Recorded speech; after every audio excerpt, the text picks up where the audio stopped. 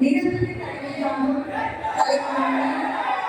முனைவர் முத்துரையா அவர்களே, கல்வி காவலர் திருவா போஸ் அவர்களே, கல்லூரியின் பொருளாளர் பழனிசாமி அவர்களே, தாழ்மை குரல் நூலாசிரியர் தமிழ்தாரதை சுமீனா அவர்களே, பாவலர் சீனு மோகன்தாஸ் அவர்களே, பாவலர் ஆனந்தராஸ் அவர்களே, தனிநபர் பாதுகாப்பு கூட்டமைப்பு நிறுவனர் எம் ஏ தாமோதரன் அவர்களே, இயக்குனர் டாக்டர் மாலதி நாராயணன் அவர்களே, இயக்குனர் திரு விக்கி அவர்களே, அறிவு திருக்கோவில் விருது பெறுகின்ற நாயகங்களே, ஆசிரியர்களே, மாணவ மாணவிகளே, உங்கள் அனைவருக்கும் ஈழத்திலிருந்து வீர தமிழ் வணக்கம்.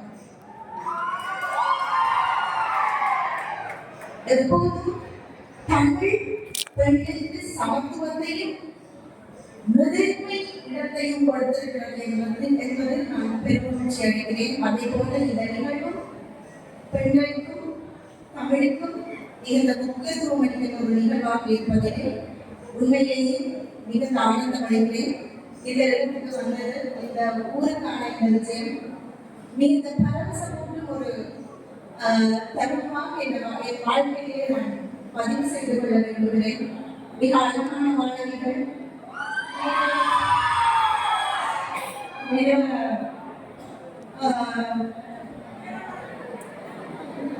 எப்ப எங்களை முன்வாங்க அப்படின்னு இருக்கிற மாணவர்கள் இப்படியாக அழகான கூட்டத்துக்கு முன்னாடி இருப்பது எனக்கு மிகுந்த ஆனந்தத்தை கொடுக்கிறது. உண்மையிலேயே நான் உங்களோடு எனது அனுபவ பதிவை மட்டும் நான் சொல்லிவிட்டு போகிறேன். இந்த தமிழ்நாடு உங்கள் தேசம் கடைகளிலே வளர்ந்து விழுந்துவிட்டு பறந்து விரிந்து வாழ்ந்து கொண்டிருக்கின்ற கலைகள் வாழ வைக்கப்பட்டுக் கொண்டிருக்கிற ஒரு தேசமாக இருக்கிறது.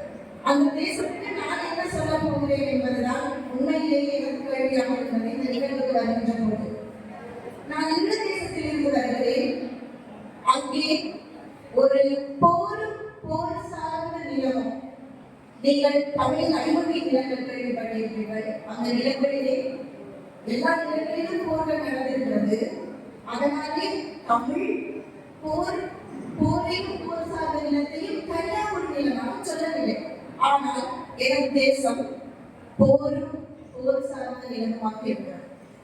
அந்த தேசத்தில் இருந்து ஒரு கனவுகளோடு வருகிறேன். அதை பற்றி உங்களோடு சிறு வார்த்தைகள் பேசிவிட்டு போகலாம் என்று நினைக்கிறேன். இது ஒரு கல்லூரி. இங்கே மாணவ மாணவிகள் இருப்பாளர் இருக்கிறீர்கள்.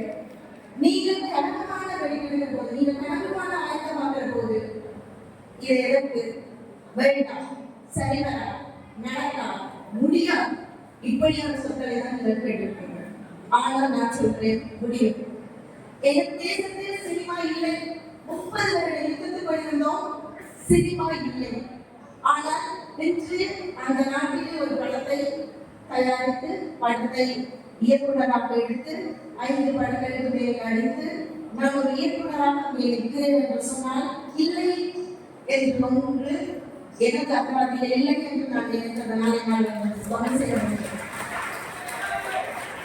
என்னை பொறுத்தவரை குறைவே இல்லாத ஒரு தேசத்தில் சத்தமாக கத்துவதற்கான தைரியம், கால்களை இல்லாத தேசத்தில் நடப்பதற்கான தைரியம், இதுதான் எங்களுக்கு தேவைப்படுவது. எல்லாம் உங்கள் தேசத்தில் யுத்தமில்லை, சந்தர்ப்பங்கள் கொட்டி கிடக்கிறது. எனவே நீங்கள் யாருக்குமே பயப்பட தேவையில்லை. இது மகளிர்களாக இருக்கலாம், பெண்களாக இருக்கலாம், ஆண்களாக இருக்கலாம். நீங்கள் கனவு காணுங்கள், உங்கள் கனவுகளை தேடி செல்லுங்கள். அவை மிகப்பெரிய கனவுகளாக இருக்கட்டும்.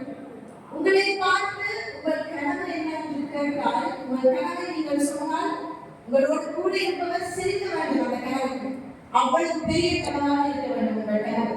அப்படி என்று சொன்னால் நிச்சயமாக உங்கள் கனவை நீங்கள் தேடி ஓடுவீர்கள். அது பெரும் கனவாக இருக்கட்டும் என்று நான் இன்றைய நாளிலே பிரார்த்தித்துக் கொள்கிறேன். உண்மையிலே இந்த நிகழ்விலே தமிழ் வாழ்கிறது. பெண்கள் அவர்களது திறமைகளுக்கான ஒரு களம் அமைக்கப்பட்டிருக்கிறது. பிள்ளைகள், மாணவர்கள், ஆசிரியர்கள் அனைவருமே அவர்களுக்கு அந்தந்த நேரங்களில் கௌரவிக்கப்படுகிறார்கள். எங்கள் தேசத்தில் இது எதுவுமே இருக்கவில்லை. எங்களுக்கு ஊக்கம் என்று அளிப்பதற்கு யாருமே இல்லை. இப்படி நாங்கள் ஒரு அவையில் இருந்து கொண்டிருக்கிறோம் என்று சொன்னால் கூண்டு விடும் ஓடி போய் பக்கத்து குழிகளுக்குள் நாங்கள் ஒழிந்து கொள்வோம். 10 நிமிடம் 15 நிமிடம் அது முடிந்ததற்கு பின்னால் மீண்டும் வந்து நாங்கள் அதே நிகழ்வை விட்டு இடத்தில் இருந்து தொடர்ந்திருக்கிறோம். இது எங்கள் வாழ்க்கையாக இருந்திருக்கிறது. அந்த காலகட்டத்திலும் நாங்கள் கனவு கொண்டோம். அந்த கனவை இன்று ஏதோ ஒரு இடத்துக்கு கொண்டு வந்து சேர்க்கைகளால் முடிந்திருக்கிறது. அப்படி என்று சொன்னால் இந்த கல்லூரியில் இருக்கிற மாணவர்கள் எவ்வளவு பெரிய கனவுகள் காண வேண்டும் இல்லையா?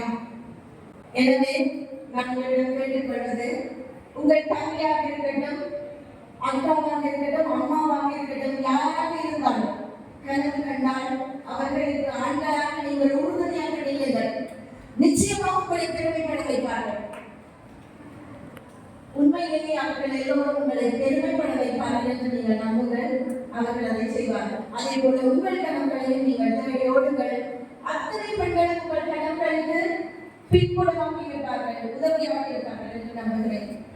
எனவே இன்றைய நாள் இந்த அழகான வாய்ப்புக்கு நன்றி கூறி விடைபெறுகிறேன். வாழ்க தமிழ்.